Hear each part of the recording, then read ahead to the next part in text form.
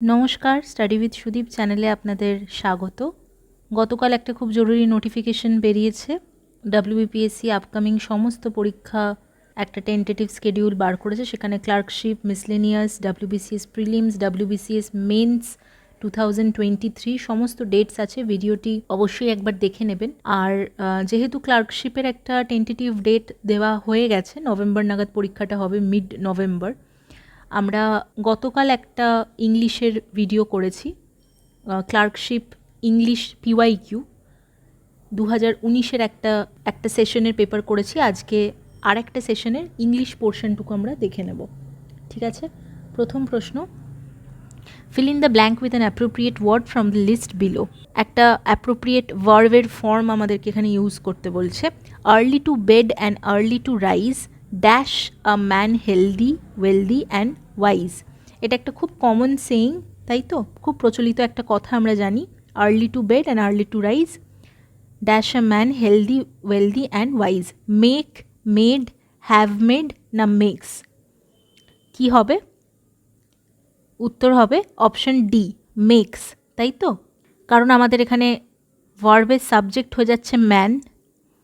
ভার্বের সাবজেক্ট যেহেতু ম্যান হয়ে যাচ্ছে, তাই মেক্স হচ্ছে, মেক হচ্ছে না।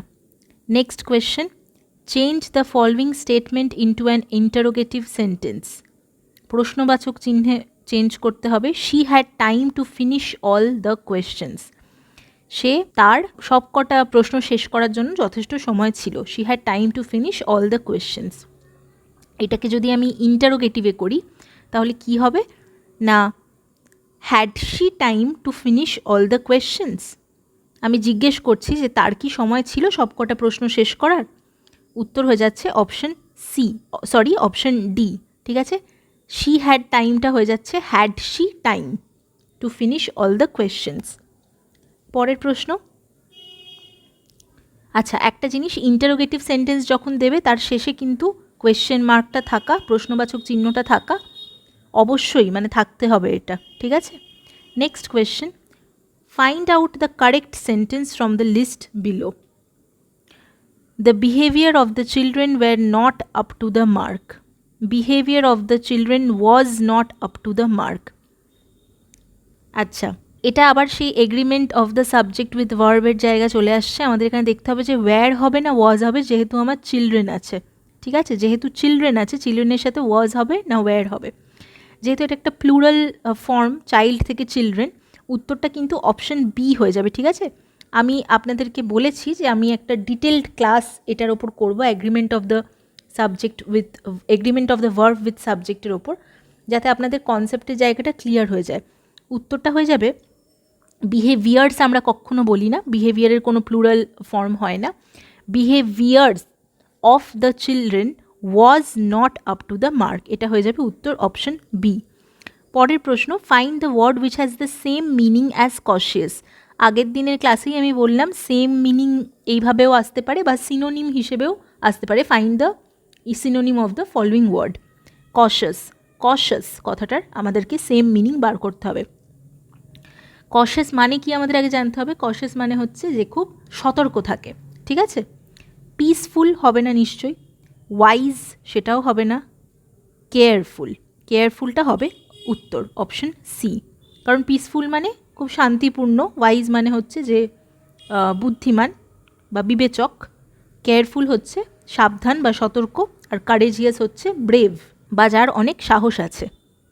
পরের প্রশ্ন দেখছি, fill in the blank with an appropriate preposition from the list below. The deer is afraid dash the tiger. হরিণটি বাঘকে দেখে ভীত। afraid কি হবে? afraid from হয় না, afraid by হবে না, afraid forও হবে না, উত্তর হয়ে যাবে afraid of, ঠিক আছে? মনে রাখবেন afraid of, fearful of অর্থাৎ ভয় পাওয়া, কোনো জিনিসের থেকে বা কারুর প্রতি আর কি ভয় থাকা। afraid of the tiger. পরের প্রশ্ন, replace the missing word with the right word from the options below. আচ্ছা, আ লিস্ট, এখানে একটুখানি একটা জিনিস একটু বোধহয় এখানটা ভুল আছে। আচ্ছা, a list dash candidates for the admission test has been put up on the notice board. আর লিস্ট, এখানে একটা অফ হবে, অফটা কোনোভাবে আসেনি কোয়েশ্চেনে। List of dash candidates, illegible candidate হয় না, ইললেজিবল আমরা আগের দিনই পড়লাম, হ্যান্ডরাইটিং হয় যেটা অস্পষ্ট। অনারেবল, অনারেবলও হবে না। এলিজিবল, এখানে যেহেতু অ্যাডমিশন টেস্ট বলেছে মানে যারা সফল হয়েছে, এলিজিবল, যারা টেস্টটা পাস করেছে তাদেরকে আমরা বলছি এলিজিবল। ঠিক আছে, উত্তর হয়ে যাচ্ছে অপশন সি। পরের প্রশ্ন, change from active to passive voice choosing from the options below.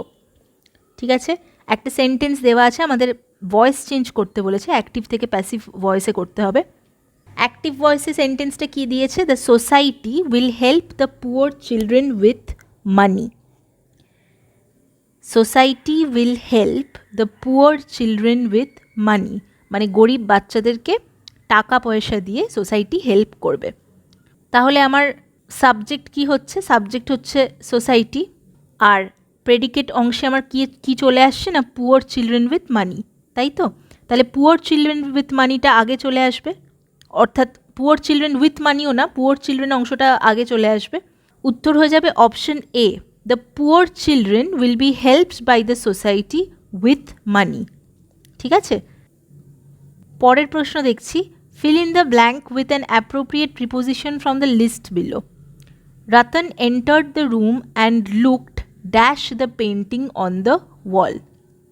Ratan ঘরে ঢুকে দেওয়ালের ওপর যে পেন্টিংটা ছিল সেটার দিকে তাকালো। ঠিক আছে, সেটার দিকে। লুকড কি হবে? অ্যাট, ডাউন, আপ না ইন? উত্তর হয়ে যাচ্ছে অপশন এ, অ্যাট, তাই তো? আমরা কিছুর দিকে একটা তাকাই, সেটা হয় look at. I looked at the car, I looked at the painting on the wall. আচ্ছা, এখানে একটা বলে রাখি, দেখুন এখানে একটা অপশন আছে আপ। লুক আপ কিন্তু একটা ফ্রেজাল ভার্ভ, ঠিক আছে?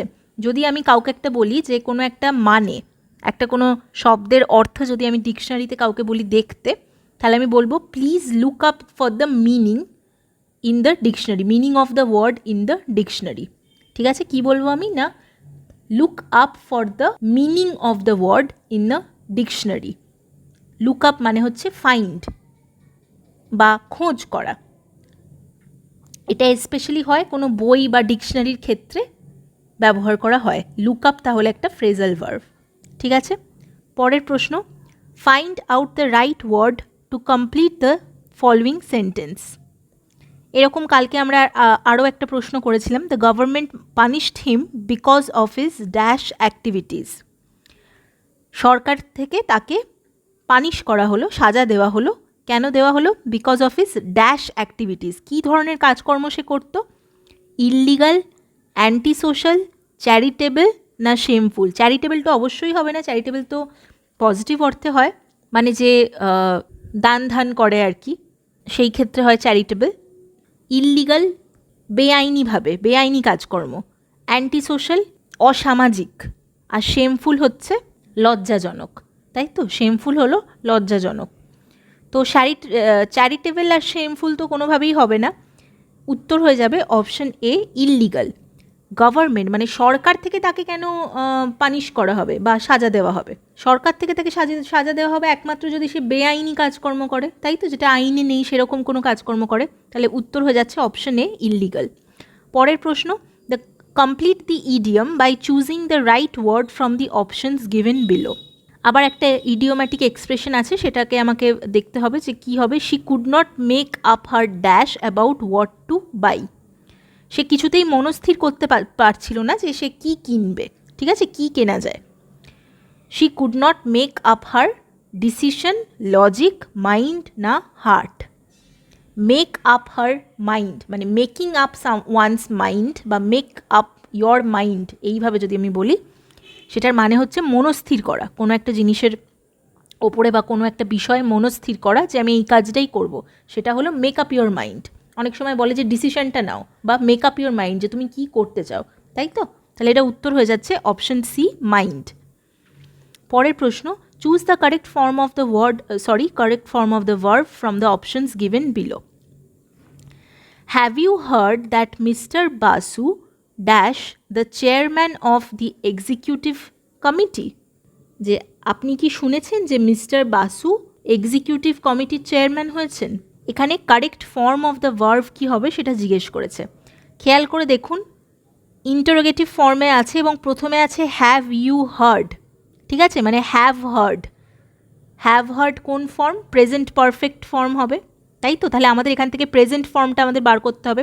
হ্যাড বিং প্রেজেন্ট নয়, ওয়্যার অ্যাপয়েন্টেড প্রেজেন্ট নয়, ওয়াজ বিং অ্যাপয়েন্টেডও প্রেজেন্ট নয়, একমাত্র প্রেজেন্ট ফর্ম এখানে আছে কিন্তু হ্যাজ বিন অ্যাপয়েন্টেড, তাই তো? উত্তর হয়ে যাচ্ছে option D. Have you heard that mister Basu has been appointed the chairman of the executive committee. বোঝা গেল হ্যাভ হার্ড ফর্ম যেহেতু আছে, হ্যাভ হার্ড ফর্ম হচ্ছে প্রেজেন্ট পারফেক্ট ফর্ম, তাই তো? Next question, find from below the word that means a boy who frightens weaker boys. এটা এক কথায় প্রকাশ অর্থে এসেছে। আ boy who frightens weaker boys, একটি ছেলে যে তার থেকে তুলনায় যারা একটু উইক, ঠিক আছে, বা একটু একা একা থাকে, চুপচাপ থাকে, একটু কমজোরি যারা আছে তার তুলনায় তাদেরকে যে ভয় দেখায়, তাদেরকে আমরা কি বলি? ট্র্যাম্প, বুলি, হিপোক্রিট না ট্রেসপাসার। কথাটা আজকাল খুব উঠেছে আমাদের স্কুল কলেজে, বুলিং ব্যাপারটা একটা আসে, তাই তো? উত্তর হয়ে যাচ্ছে অপশন বি, বুলি। যে একটু মানে একটু হোমরা চোমরা, একটু বড় সড়ো বা একটু বেশি এক্সট্রোভার্ট হয়, তারা তার থেকে উইকার যারা থাকে তাদেরকে বুলি করে, তাই তো? তাকে বলা হয় বুলি। নেক্সট কোয়েশ্চেন দেখছি, choose the correct spelling from the options below. Satellite বানান কোনটা সঠিক বানান সেটা বলতে হবে। সঠিক উত্তর option A, satellite, SATELLITE, satellite, ঠিক আছে। পরের প্রশ্ন, find from below the word that means esteem. Esteem মানে কি? আমরা একটা কথা অনেক জায়গায় পড়েছি, সেলফ ইস্টিম, তাই তো? সেলফ ইমেজ বলে, সেলফ ইস্টিম বলে, তাহলে ইস্টিম মানেটা কি? রেসপেক্ট, এনমিটি, এলিগেন্স না ফেমাস? ফেমাস মানে হচ্ছে বিখ্যাত, এলিগেন্স হচ্ছে চমৎকারিত্ব বলা যেতে পারে, বা কমনীয়তা বা মার্জিত স্বভাব যেটা, বা শোভা, সৌন্দর্য, এটা হচ্ছে এলিগেন্স। এনমিটি হচ্ছে এনিমি থেকে এনমিটি, অর্থাৎ শত্রুতা কারুর সাথে। তাহলে উত্তর হয়ে যাচ্ছে অপশন এ, রেসপেক্ট, তাই তো? সেলফ ইস্টিম বা সেলফ রেসপেক্ট সেগুলো হচ্ছে সিনোনিমাস। নেক্সট প্রশ্ন, find out from the given word the opposite of dangerous. Dangerous ভয়াবহ, সেটার অপোজিটটা খুঁজে বার করতে হবে। Terrible, quiet, safe, gentle. Quiet হচ্ছে শান্ত, জেন্টাল হচ্ছে মিষ্টি স্বভাব বা মৃদু যেটা বলা যায়, টেরিবল হচ্ছে ভয়ঙ্কর, তাই তো? তাহলে উত্তর হয়ে যাচ্ছে অপশন সি, সেফ বা সুরক্ষিত যেটা। ডেঞ্জারাসের অপোজিট তাহলে সেফ। পরের প্রশ্ন, choose the most appropriate word to fill in the blank. Ratna's mother is dash, she can't even sign her name. রত্নার মা নিজের নামটি পর্যন্ত সই করতে পারেন না। লিটারেট, স্ট্রেঞ্জ, ইললিটারেট না ডেফ? স্ট্রেঞ্জ আর ডেফ তো অবশ্যই হবে না, ডেফের সাথে নাম সই করতে না পারার কোনো সম্পর্কই নেই। এটার উত্তর হয়ে যাবে সি, ইললিটারেট, বা যিনি অশিক্ষিত, তথাকথিতভাবে অশিক্ষিত, মানে যিনি নাম সই করতে পারেন না, বা অক্ষর পরিচয়, অশিক্ষিতও বলা যায় না, সরি, ইললিটারেট মানে হচ্ছে যার অক্ষর পরিচয় নেই, ঠিক আছে, মানে অক্ষর জ্ঞান যার নেই, যিনি সই করতে পারছেন না, তাকে বলা হচ্ছে ইললিটারেট। পরের প্রশ্ন, choose the correct spelling from the options below. Ambitious, ambitious হচ্ছে উচ্চাকাঙ্ক্ষী, তাই তো? যার প্রচুর আশা আকাঙ্ক্ষা আছে জীবনে। অ্যাম্বিশিয়াস বানান সঠিক উত্তর হয়ে যাবে অপশন এ, AMBITIOUS, অ্যাম্বিশিয়াস, ঠিক আছে। Complete the EDM by choosing the right word from the options given below.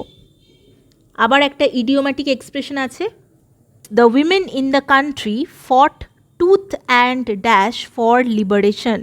মুক্তির জন্য, স্বাধীনতার জন্য, স্বাধীনতা এখানে বলেনি, মুক্তিই বলেছে, মুক্তির জন্য দেশের যে নারীরা ছিলেন তারা প্রচণ্ড ফাইট করেছেন, প্রচণ্ড যুদ্ধ করেছেন। ফাইটিং টুথ অ্যান্ড কি হবে এটা? ইডিওম্যাটিক এক্সপ্রেশনটা অপশন সি হয়ে যাবে উত্তর, ফাইটিং টুথ অ্যান্ড নেল।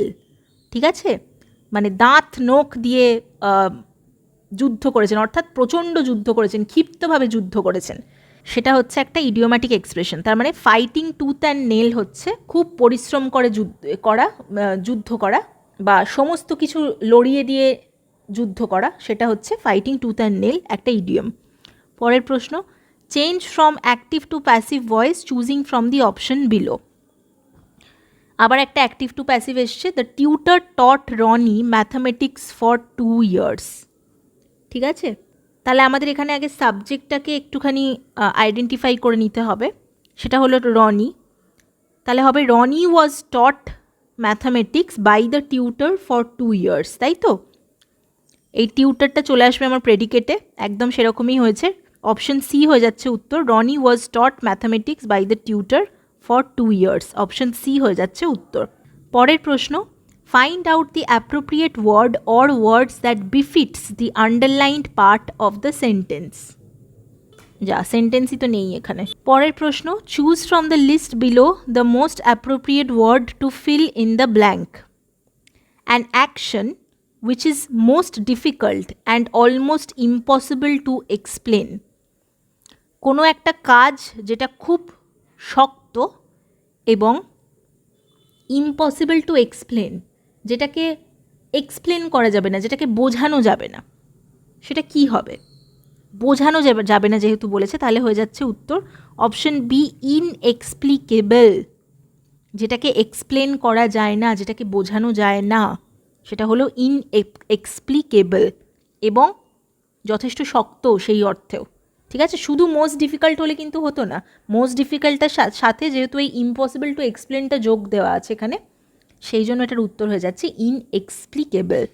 ঠিক আছে, পরের প্রশ্ন, fill in the blank with an appropriate preposition from the list below. The Emperor Akbar ruled dash a vast kingdom। উত্তর হয়ে যাবে অপশন বি, তাই তো? Ruled over a vast kingdom, ruled on হয় না, রুলড বাই হলে এটা হতে পারতো যে a vast kingdom was ruled by empire Akbar, যদি সেন্টেন্সটা প্যাসিভ ভয়েসে থাকতো তাহলে হয়ে যেত a vast kingdom was ruled by empire Akbar. আর অ্যাক্টিভ ভয়েসে দেখুন, the empire Akbar ruled over a vast kingdom. এইগুলো প্র্যাকটিস করতে করতে হয়ে যায়। Fill in the blank with an appropriate preposition from the list below. আবার একটা appropriate preposition, the cat sneaked in and sat dash the little girl। sneaked মানে হচ্ছে চুপি চুপি ঢুকে পড়া। ঠিক আছে, the cat sneaked in and sat beside the little girl হবে, besides হবে না কিন্তু। ঠিক আছে, besides এর কিন্তু পুরো আলাদাই মিনিং।